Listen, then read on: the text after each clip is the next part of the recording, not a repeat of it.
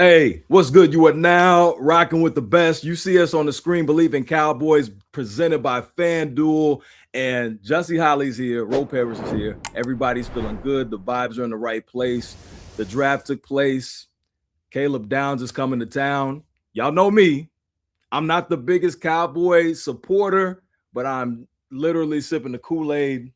I got my Caleb Downs jersey already. It's ready to go. Nah, I'm tripping. This is from actually when I worked for the Cowboys. But hey, you get I broke out the number 2 jersey, and we don't know what number's going. We'll get into all that. But anyway, a lot of things popping. The signing just took place as we are recording right now. Jesse Holley, you haven't spoken yet. Speak to the people. Man, what a weekend, man. The draft Thursday, Friday, and Saturday. And you know, for what it's worth, I think the Cowboys did really good.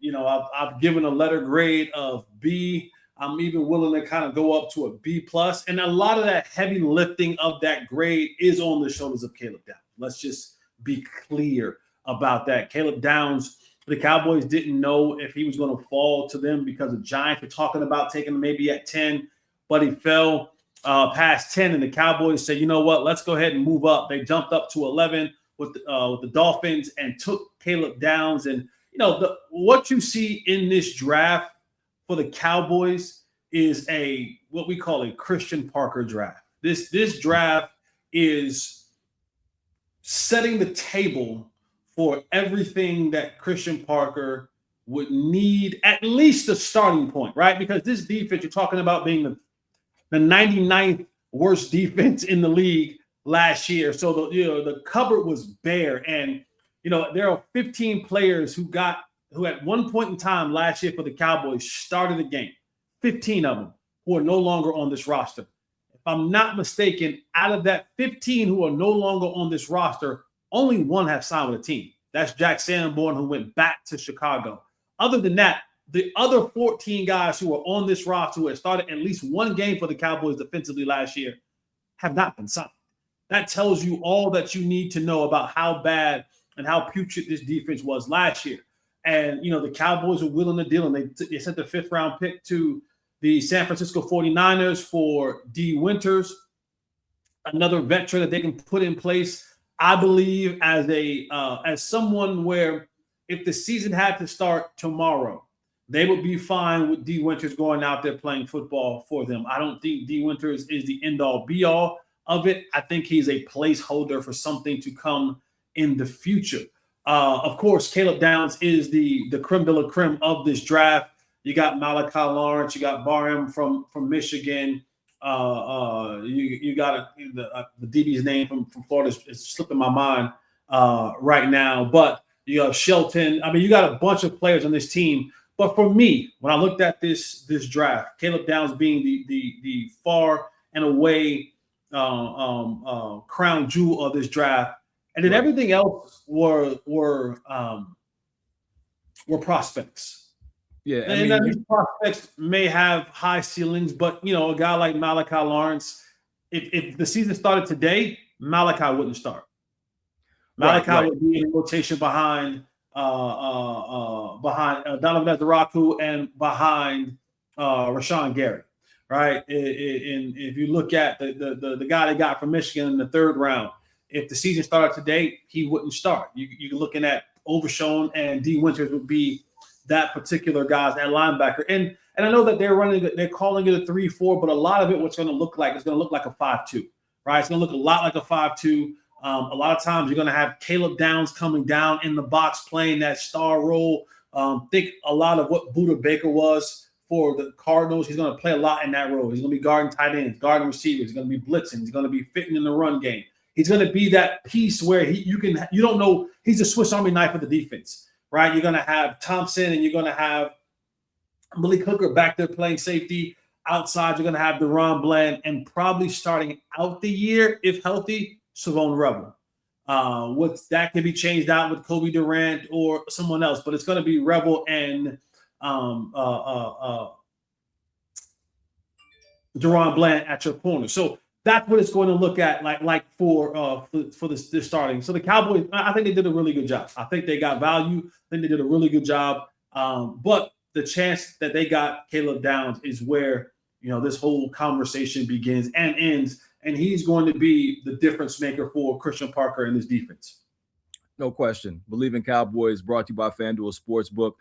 He is no doubt the centerpiece. When you talk about Caleb Downs, we're going to get a little bit deeper into that. But you mentioned Shawn Barium, who's going to bring that versatility, has played a lot of games at linebacker. We're not going to talk about Cowboys drafting defensive players from the University of Michigan. We'll just put that aside for a second because it doesn't always necessarily go well. But let's just keep it positive. We're going to say Jordan Lewis and Rashawn Gary. We're going to go with those guys from Michigan. We're not going to go with the other guys from Michigan. We're going to take Schoolmaker, get it out of our brain, and Mozzie and Taco and all those guys out of our brain. We're going to say Jordan Lewis and Rashawn Gary. Yay. Then you mentioned Devin Moore, the cornerback from Florida, who's had a couple of injuries in his day, but he's a player that's smart. He's a ball hawk. He doesn't give up stupid penalties. So you got to like his size as well. So, and then you bring Drew Shelton in, Big Ten player, going to add depth on our offensive line. But at the end of the day, Caleb Downs coming in, Nick Saban has said he's one of the, if not the smartest player he's ever coached. At Alabama, he led the team in tackles as a freshman, goes to Ohio State, balls out. You hear the stories about certain Pro Bowl caliber top pick wide receivers saying, oh, he was calling out my routes his freshman year when he was playing there. So his level of intelligence is another level.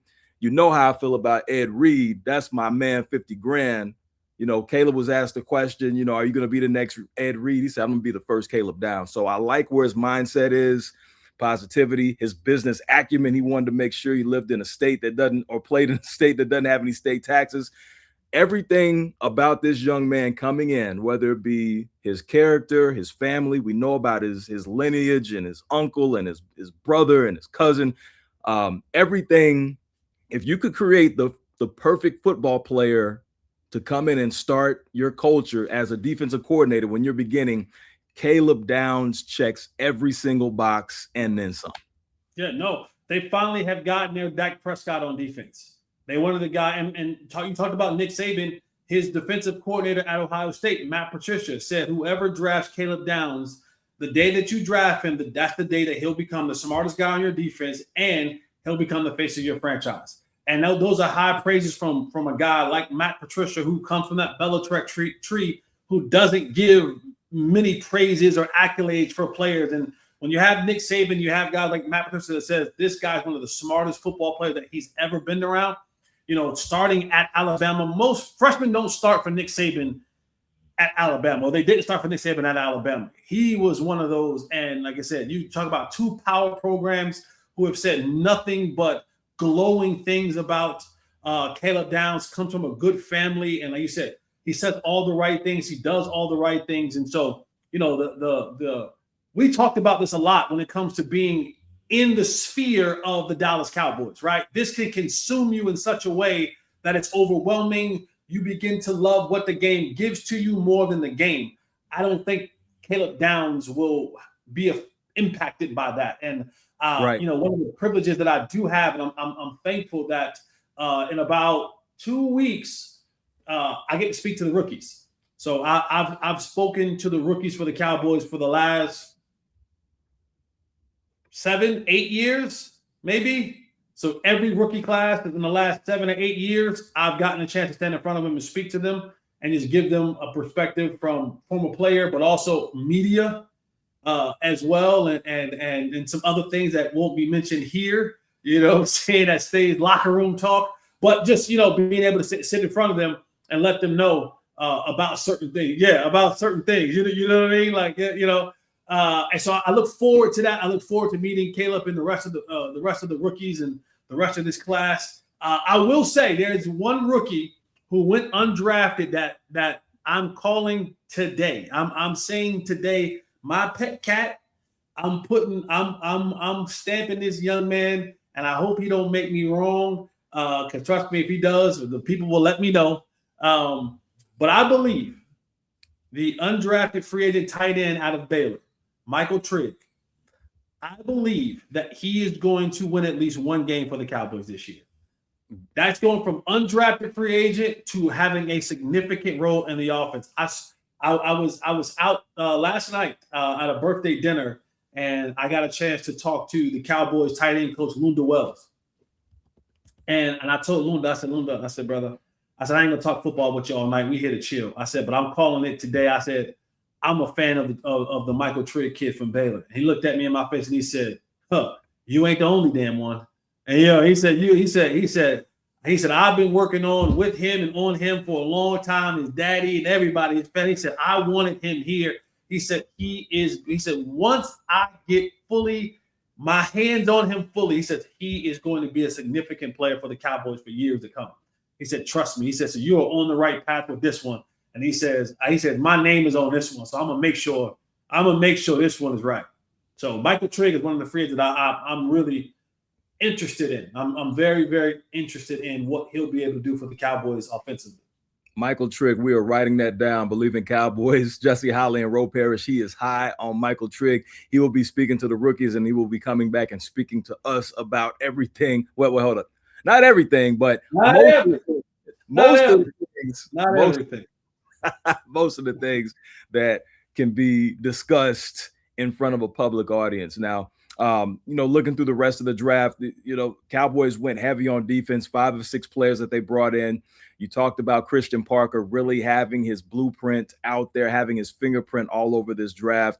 They are, there's going to be those fans out there that say, oh, this is our year. Now, let's just slow down with that. This is not a Super Bowl roster yet. However, when it comes time to flipping the roster, you talked about the number of defensive starters that were there before who are either no longer on the team or haven't been signed. This is let me just go and say he knocked it out the park as far as reestablishing a new culture when you're bringing in players that have certain physical traits, football acumen, character. So far from what we've seen, this appears to be the right place you want to begin as far as changing that culture the way you say you want to.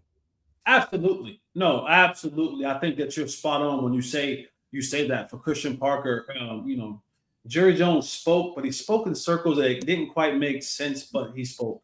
And he just talked about how, like changing things, and he had to change things. Not that he wanted to change things, but he changed things because he had to change them for changes purposes. And that led to Christian Parker, and he didn't know whether it was going to be or what it was going to be, but Christian Parker had won him over and is helping him understand the defense better. But yeah, Christian has gotten a great foundation. The floor has been raised, right? Like this has been from where you were under the house last year. And now at least you're back on the main floor and say, okay, we can do something with this. This defense, and this is not a crystal ball take. This defense won't be 32nd in the league next year. Right? Like I can confidently say that today. Now, I don't know if they're going to be 10th or 9th. I know for a fact they won't be 32nd. Okay, like just on sheer human beings alone that they've brought in, they're not going to be 32nd in this league. Now, that's where Christian Parker comes into play. What can you do and your coaching staff do in enough time with the transition of rookies coming into your fold, veterans coming into your fold, players who are already here put into the fold, and now you have to be the chef of that gumbo and interject all the things that you need to produce an edible product. And that product has to be somewhere where it gives this team a chance to win in the fourth quarter. This offense, as long as Dak Prescott stays healthy, and that's with or without Christian Parker. That's with or without George Pickens. And we'll talk about that later. But as long as Dak Prescott is healthy, this offense will be fine. This offense will be one that's tops in the league, top 10, top 12 offense in the league, right? Dak will make sure that happens. And what they have there, I've seen it done with, like I said this before, without George Pickens. When it was CD in them, and they got better in thems now that even if George Pickens departs. Right. So this defense they have to get to a point where, again, that you're not letting J.J. McCarthy and you're not letting Russell Wilson on one hamstring cook you for 5,000 yards. You're not letting Jacoby Brissett walk you down. And, you just can't let those caliber It's one thing if you got to go and face Josh Allen, if you got to go and face, Matt Stafford. Okay, we get that. But when you let JJ McCarthy bend you over, when you let Russell Wilson smack up on you, when you let Jacoby Brissett and company do you this any old kind of way, or Kyler Murray, Kyler Murray didn't play, but Jacoby Brissett do whatever they want to you, that's unacceptable, man. And others, like we make exceptions for the big dogs, and we kind of tip our cap to them if they go off. But those who should be on the bench somewhere, you can't let those dudes have record-setting days. And the Cowboys defensively was right. CVS, Walgreens last year, they were the medicine for an ailing offense that came to town, and you need to get right. No question about it. Yeah, I think it is safe to say the Cowboys will not be the last ranked defense in the NFL. I'm going to go out on a limb. I might actually go to Vegas. I don't know how much money I'm going to win on that, but I think that's a very, very safe bet. All right, let's shift things to the offensive side, because right before the draft, me and you were going back and forth on text because we saw that George Pickens was going to be signing his franchise tag. That was the word. And as of now, just like we used to do last year, today is we're looking at it, and he still ain't signed it yet. Just like when we used to say, has Michael Parsons been traded yet? George Pickens still ain't signed the franchise tag, and we just got word that MVS is coming to the Cowboys, two-time Super Bowl champion, very well-traveled Marquez Valdes-Scantling, wideout, professional pass catcher, is joining Dem Boyz, which paints to more signs that it don't look like George Pickens is going to be playing. What Craig Mack say? You won't be around next year. Yeah. I mean, so, you look at where the wide receiver room at is right now, right? CeeDee Lamb, Ryan Flournoy, Turpin, Mingo, and you thought that George Pickens was going to be in there. So that was a solid room of 5 guys right there. And then you had Trayshawn Holden, who was a training camp darling last year. Anthony Smith is a guy they went and drafted in the 7th round this year. And now you add into the fact that they went and signed a veteran of all veterans. Like MVS is not like some, he can go and play, right? Like if he's healthy, he can go out there and help you out. So another guy they added into the fold. And now I start to look around like, what do you don't need all these training camp bodies. And now maybe MVS comes in and he's that George Pickens type as they're going through OTAs and mini camps and what have you, to give that, to give that other receiver for Dak Prescott during the process of all this training. But he still hadn't signed. And I told you guys when I left Indy, I told you guys way back at the combine when I was in Indy, buckle up, that this was going to be a wild ride. And and what was even interesting last week, bro, the whole signing of the franchise tag wasn't from the Cowboys. That was from David Mulugheta and Athletes First. They got that out. So now we're looking around, and I'm like, damn, does nobody use DocuSign no more? Is everybody too busy to send the contract over to get it signed? DocuSign. Like, this ain't the old days. We got to fax everything over. You got to come into the building to sign it. Hey, right. DocuSign is a thing that people use nowadays. So I don't know how busy somebody got to be to send over a contract to George on a DocuSign to get that filled out and sent back. But this is getting into that, that weird situation where the Cowboys come out and they're saying, we are not negotiating with George Pickens. He will play on the franchise moving forward for this year. We'll revisit this next year, but negotiations are done 2.5 months before they're actually supposed to be done in July 15th is when the deadline for it. So they shut that down in April, which was weird to me. And then the Pickens camp comes out and say that, oh yeah, we're going to sign the franchise tag. Well, that was Thursday, Friday, Saturday, Sunday, Monday. We're 4 days now, and it don't take now. I mean, I'm not the brightest brother in the book, but it don't take very much time for George Pickens to write George Pickens about 4 or 5 times on a contract. Flip the page on the DocuSign and send it back, and there's enough people that work in the Cowboys office that can send a DocuSign to David and George Pickens to sign. So there's something that's interesting and weird going on in that space. But I personally believe, this is just me, this is no intel, I haven't talked to him, I think George Pickens is out of here. I do. I think the writing is on the wall. that George Pickens is out of here, and it makes it even more. What's gonna make it suck is there's already this narrative. There's already a narrative, and it's because it's the Cowboys, because people act as if David Mulugheta only has Cowboy clients, right? So it makes it seem like, well, it's something against the Cowboys. He don't have no problem nowhere else.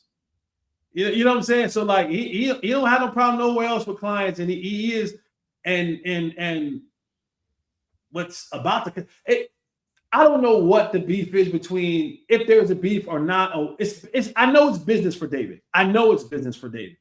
And he is the most powerful agent in the NFL right now. And oh, by the way, if you had not heard, a new birdie has landed in the birdhouse of athletes first and being represented by David Mulugheta. DaMarvion Overshown, he has new representation. David now represents him as well. So DaMarvion Overshown, who's going on the last year of his deal, will also be represented by David Mulugheta. So what does that mean for all their futures? Don't know if they're going to be Cowboys. Don't know, but I know one thing. I know one thing for certain, two things for sure. David Mulugheta is going to get those boys to the bag expeditiously, as he does the rest of his clients. It's not a Cowboy thing. It's I work for my client to put them in the best situation to make the most money. And I think it's always weird that the common man, the fans, they take the billionaire side over the millionaire side, but they never say anything to the billionaire when they raise those ticket prices and they raise parking, and you're paying a mortgage. You're literally paying a mortgage to go to a football game. A family of 3 or 4 to go to a Cowboys football game, to park, to see the game, to eat, will literally cost you a mortgage payment.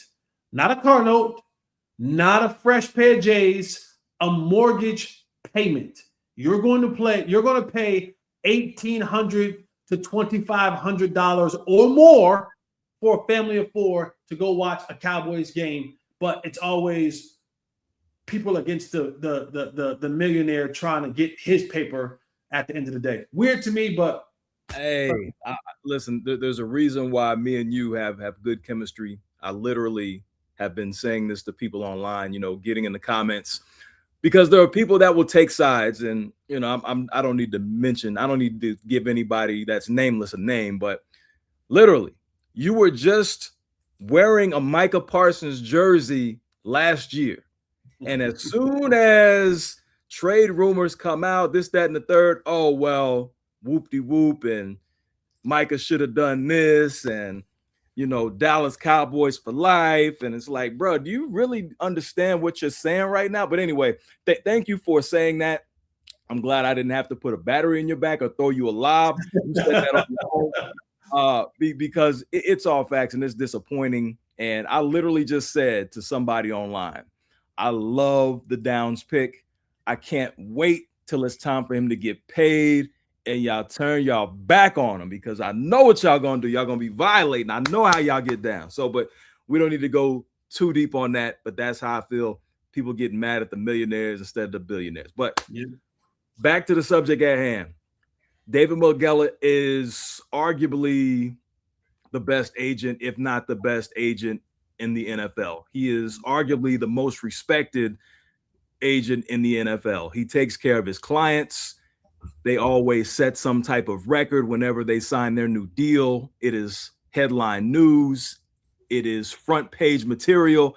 So he's clearly doing something right, and he's from the crib, and he's my frat brother. So shouts out to David doing his thing. There's something there between athletes first and the Cowboys. I don't know what it is. I can't speak on it, but there's clearly something there. There's some type of disconnect, whatever it is, and that's blatantly obvious. Now, let me say this one thing too, because George Pickens is clearly an all-pro caliber player, just had one of his best seasons, if not the best seasons he's ever had. Now, answer me this. Maybe this could have been some gamemanship by David and his team to say that he's going to sign his franchise tag, because that gets everybody perked up around the league. Oh, this man must be on the market. So I don't know if that was part of their strategy to maybe get a potential trade worked out on draft night to where he's able to wash his hands of the Dallas Cowboys. Everybody's cool. He moves on to somewhere else, gets his paper. Cowboys get something in compensation. maybe it's some type of gamemanship. Maybe that's why that was put out by athletes first. Yeah, just snooping around the star a little bit, last week and just talking to some people, it was under the impression that if the draft fell a certain way, meaning if the Cowboys didn't get Caleb Downs, that things could have looked differently. A name that wasn't a defensive name could have been on their radar. And so trying to get that signed and, or saying getting that signed was maybe positioning George to be in a place that if the draft fell that way, they would be in position to make a move during that first round. It didn't fall that way. Caleb Downs fell in the draft, and so the Cowboys went and jumped all over him, which changed things on the back end, and that's probably why, I don't know for sure, or maybe why that franchise tag hasn't been signed yet, because in order to do any type of trade, George has to sign the franchise tag first. And so I don't know. It's weird. It's interesting, but there was a lot of talk about if things fell a certain way and the player that they actually wanted, which was Caleb Downs, which is really that's the guy who they really wanted. If they could not get to him and they weren't willing to jump up that much to get him, that one spot they felt like was good enough for them to jump up and get him. And if it hadn't fell in that way, they would have made another abrupt turn that might have got some people upset, might have not, but they were going to make an abrupt turn in a different direction that would have been lucrative for the offense more than the defense. Yeah, me and you talked about it. We know the name. There's no need to mention the name, but we we both know who it was, and that would have. There's some people that definitely would have liked it. Let me just say that. There's definitely some people that would have liked the pass catch to come to Dallas. However, seeing the glaring needs on the defensive side of the ball, a lot of people would have been pissed off, like for real. But yeah, that didn't happen. I got my Caleb Downs jersey right here. Well, let me say. Let me say. Yeah, speak on it. Yeah, it ain't his number yet. It ain't his number yet, right? It ain't his number yet. Right now, currently, number 2 belongs to Kobe Durant. And so they're going to have that man-to-man conversation about how this is going to work out. Now, for a lot of you who don't know, this is not high school. This isn't college. You're not walking in there, and no matter how high you were drafted, you're not walking in there and snatching somebody's number off their back. That's not how this works in the pros, okay? What's going to happen is, the Cowboys started their offseason workout program today. Don't know if Caleb is still around for that. I'm sure he'll be around if he hadn't gone back home to get some stuff and come back. Kobe Durant will be there. They're going to have a man-to-man conversation. This can go out a couple different ways, okay? Kobe Durant can simply say, no, thank you to whatever your offer is. I'm good. I want to wear number 2. He'll wear number 2. Now, Kobe Durant's only here on a 1-year deal. He may get cut next year, and Caleb may decide that happens. Now, that's also a thing that you have to worry about as well, because the league has changed the rules about this number change, right? Whatever Caleb number, and I hope it's not 18. They had him like in the picture of 18. That looks stank. He's a little too short and too stout for 18. That's a stank number for Caleb. But remember, if Caleb, once they start printing them jerseys out, Caleb is on the hook next year. If he changes his number, he has to buy all of the remaining jerseys that the NFL has produced, right? That's something that people don't know. Part of the reasons why Michael Parsons didn't change the number when he was here, he would have had to pay over like $1.2 million, and then he'd have just a storage bin full of Michael Parsons jerseys. Not a storage bin. They would have sent those to Africa. They might have, yeah. Those would have been in the motherland. So Caleb Downs had come. Now sometimes it's cash, right? 10,000, 20,000, whatever Kobe decides. I've seen in locker rooms, in my own personal experience, not I did it, but I was in a locker room with guys who did it.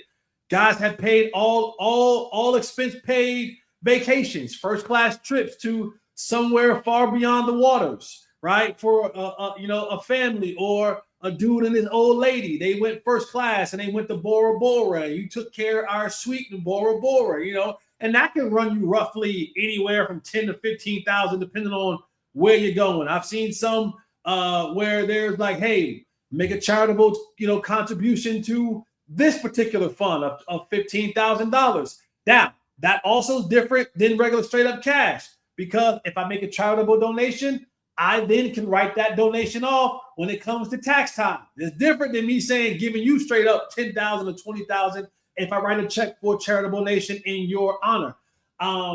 There is a host of other things. There could be watches involved. I've seen players be like, yo, bro, I need that new oyster. I need that, I need that, I need that Prescott. Whatever it is that they do. So there's going to be something. If Kobe Durant decides to do it, there will be something that Caleb Downs will have to come up off of, and it won't be light. Let me say that. It's going to be heavy. It's going to be heavy because Kobe Durant knows, you was the first round pick. You the star pupil here. I know you got that cheddar. So I'm going to need a little bit of mine off the top if I'm going to give up this number 2. And there have been instances, everything that you said is accurate and valid. However, there have been instances where somebody from up above, and I'm not talking about the Most High, there's somebody from up above will come down and say, yeah, you're going to come up out that and you're going to give that to him. It's rare, but there have been certain instances to where a certain number is going to go to this player for whatever reason. I'm sure that player was a bona fide gold jacket wearer at the time. He just was waiting for his time to come up. They don't just give it to anybody. It had to be somebody that was like, listen, we getting this. This dude's coming over. He getting that number. Right. Now, either way, it'll be fun to see what happens. We know that his brother had a similar situation this past year when Sauce Gardner came over. He was wearing number 1, and then all of a sudden Sauce was like, hey, again, that's Sauce. They worked it out. Down switched to number 2. He said, my brother wears number 2. This is the number I'm gonna wear. Numbers are so important, and I'm a big numbers guy. And what you wear, I hate to say it, but it almost affects you, the way you play, your mentality, and all that. So having the right. What did Prime say? You look good, you feel good, you play good, they pay good. Boom. Right. but I am also and if there is a an old man get off my lawn moment from me, because I'm from the old school, right? And nowadays I don't like it because they just let it, like, if it's available, anybody gets it. I come from an era, and I could be standing on my lawn and just yelling at the sun. I come from an era. You had to be him to get a single digit. Yep. You had to be him. I come from an era where if you weren't him and you asked for a single digit, get the hell out of here. You ain't, move. But number 6 is open. Number 3 is open. Yeah, that's reserved for Himothy's. You ain't him. So but now in the league, everybody just, if it's open, hey, you can have number 1. Like, I'm not taking shots at a guy like Jalen Tolbert, but I was like, Jalen Tolbert, you ain't. But you said his name. I ain't taking shots, but respectfully, you shouldn't be having number 1 on number 1. I just always felt like, if you single digits, especially outside the quarterback position, single digits to me was always reserved for hims, for the dogs. But listen, we live in a different time now. We live in a participation trophy, era. So everybody gets to do what they want, and double jersey numbers and all that kind of numbers. Not, in college. No. I respect that. How do you feel about number 0? I wore number 0 in college. So and played basketball. And listen, you talk about a Himothy. Can I give you a quick Himothy story? I don't know if I've ever given you a Himothy story before. Speak on so this is why it's different from college and in the pros. So for those of you who are just new to this, I played football and basketball at the University of North Carolina. You see over my shoulder right there. Go Tar Heels, right? And so I wore number 24 in basketball in high school. And I wore number 24 my freshman year at the University of North Carolina. So I'm sitting at the Bojangles in Durham, North Carolina, and the assistant coach calls me, right? And he's like, hey, man, how's it, off season go? I'm like, I'm good. I'm chilling, just having some Bojangles, just chilling. He's like, hey, man, just quick question. Is there any other number besides 24 that you like? I was like, nah, man. 24, Kobe's my guy. 24, wore to high school. That's my jam.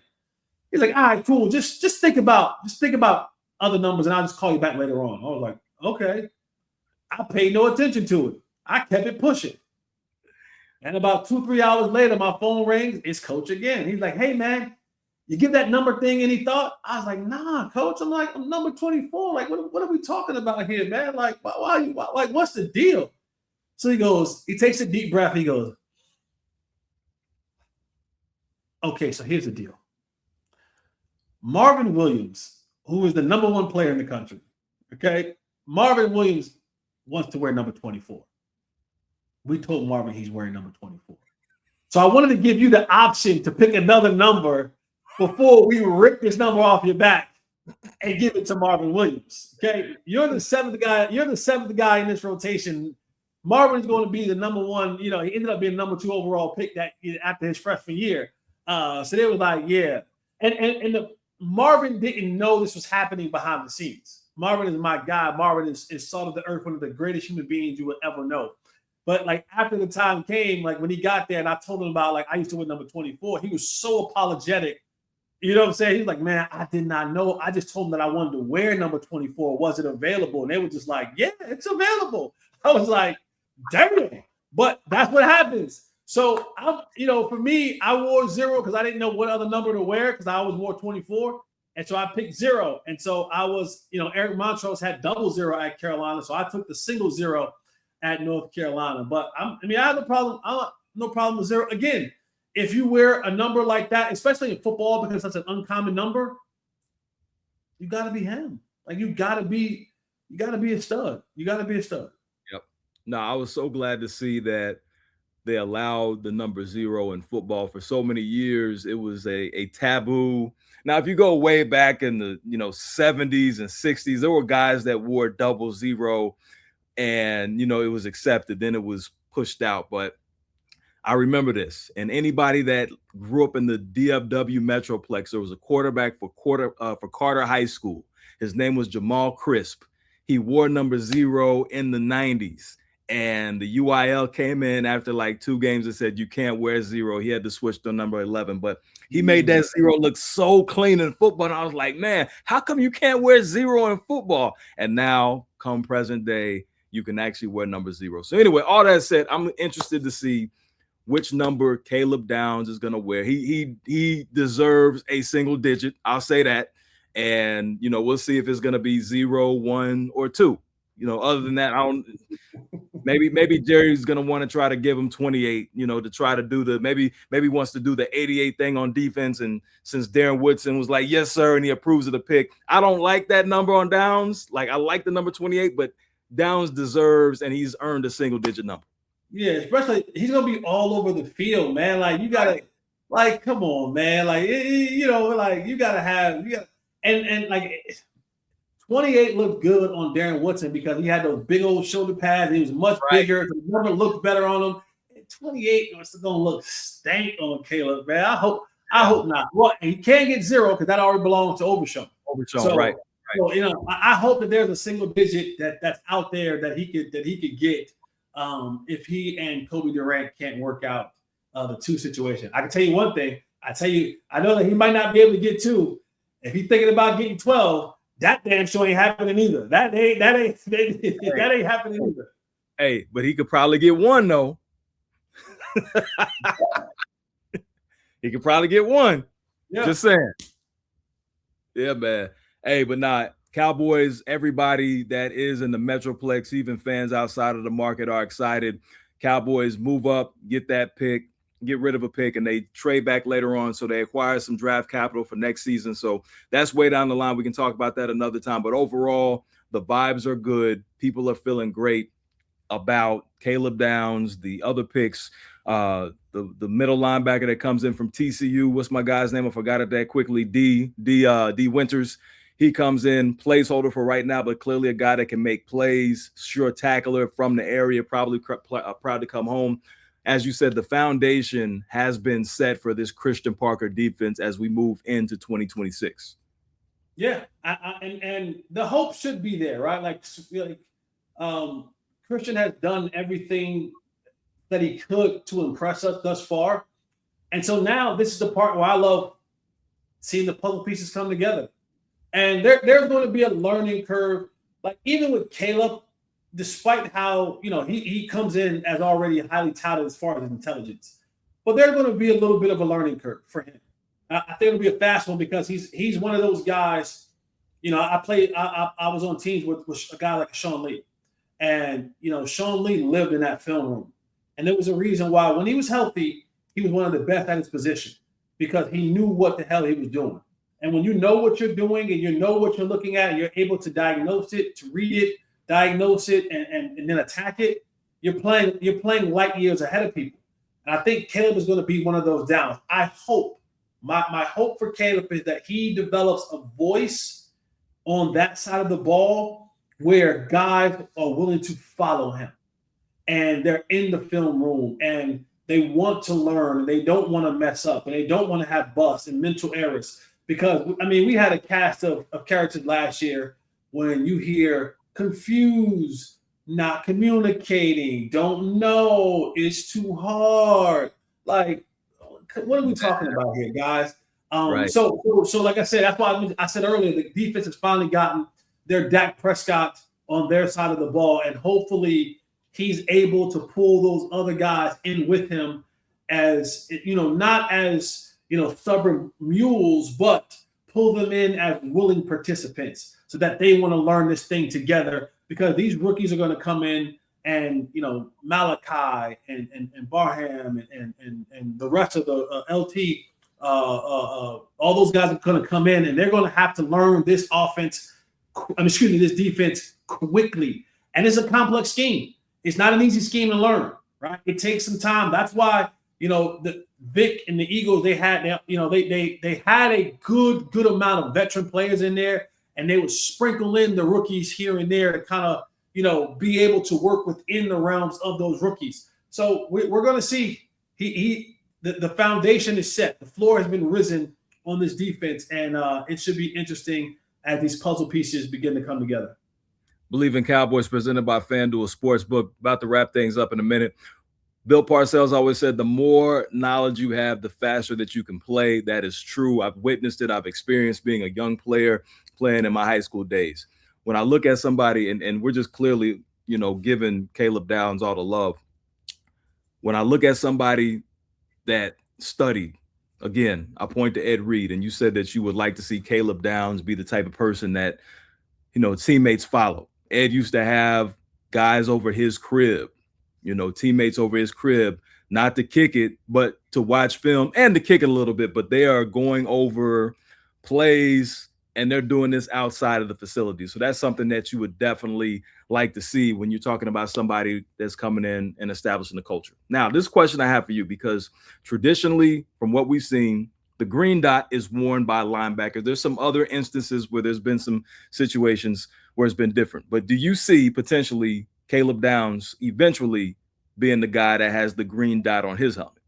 No. Okay. I don't. I think that's why you bring in a guy like D Winters, who veteran guy who had the green dot last year when Fred Warner went out with his injury. So I think that's too much. I still think it's too much. I think he can still be your vocal leader. He can still be, but there's something about that middle linebacker being able to be on the field and calling it from that perspective, right? Because you just never know. One time Caleb Downs in the box, the next time he's deep third, the next time he is, quarter hash, next time he's over there, you know what I'm saying? So just the field vision of it all, it just makes it difficult for him to have the green dot when the linebacker is going to be that middle linebacker is going to be that Mike linebacker is going to be right there in the middle of it, where he can call strengths and formations and shifts and all that kind of stuff. And then you can have Caleb back there roaming around, being the communication, for that secondary, getting those guys all lined up so that there's not no bust in the back end. No bust on the back end. There was plenty busts on the back end. Pause. Yeah, I got pause myself. That was, I was violating. I started it. I was speeding. You sped right up there with me. We both violated. We both speeded way too fast, man. Yo, we gotta slow down. Coverages on the back end. No busted coverages on the back end. There we go. That's the right way you said, man. Hey, it's Bleav in Cowboys. Again, Caleb Downs coming to town. We're going to figure out what number he's going to wear. Dallas Cowboys preparing for this season. By the way, they are traveling to Rio. That date has been announced, September 27th. They will be playing in Brazil. And we may or may not be going to Rio. We'll keep you posted on that. Maybe we'll do a show from Rio. That would be amazing. Yeah, I'll try to work on my end. But yeah, if George is there, you think George is gonna make it to meetings on time in Rio? Probably not. Probably not. Hey. Just leave CD at the room. Don't bring CD out there doing what your shenanigans too. Let CD stay in the room and get ready. You go out there in Rio and not bring CD like you did in Vegas. Right. Oh man, it's been an amazing show. And we appreciate you for listening, liking, and subscribing. It's time to get up out of here. Jesse, lead the people with some words before we bounce. I just want to tell people this. If you have not gone out and seen Michael, go. That is my word for you today. If you have not gone out and seen Michael, I've seen it twice. I've seen it twice already. I've seen it twice. Oh, and speaking of, thanks for the text message and the invite for the premiere that you went to that I saw. I really appreciate. You know what? With friends like that, who needs enemies? I was like we was at the premiere. Mike, hold on, I know that guy. We just were on a podcast. Yeah. And he didn't say nothing to me about. That was all chill, man. That was all chill. That was all. Listen, I got on chill because I became the afterthought. He was supposed to go with somebody else. Another reporter, young lady reporter. I won't mention her name, but she was supposed to go, but she got reassigned. So then he was like, "Hey, you want to go?" I didn't put out until later. I said, "Hey, man, I'm nobody's second fiddle, but I appreciate the offer." Yeah, if you want to know who that name is, you can look at Clarence Hill's social media because that reporter is mentioned by name. And you know what? I'm not mad that he invited her first over you. I would actually invite her first over you too. But I get it. I get it. And you do that, and you. I get it. Yep. And with that said, we'll wrap up the show because we don't need any Rossini energy right now. No. As always, man, eliminate the contingencies. Love, respect, and salute.